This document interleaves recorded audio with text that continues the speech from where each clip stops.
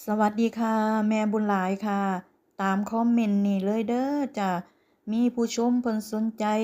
อยากชมวิธีทอสามเขาแบบธรรมดาเด้อค่ะ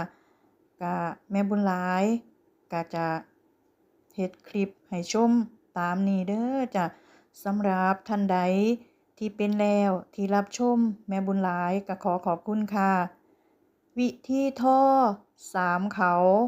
ธรรมดาเด้อจ้ะก็ให้ทอตามนี่จ้ะให้เหยียบไม้ที่1ลงสอดได้แล้วก็ทอให้เหยียบไม้ที่2ลงสอดได้แล้วก็ทอ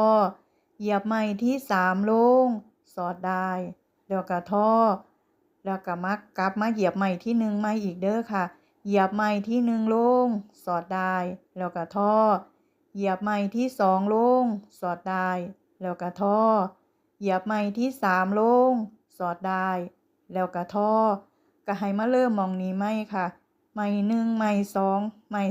3ไม้1ไม้2ไม้3ไม้1ไม้2ไม้3ก็ให้ทอแบบนี้วนไปเรื่อยๆเด้อค่ะก็ลองทอเบิ่งเด้อจ้าหมายเหตุค่ะ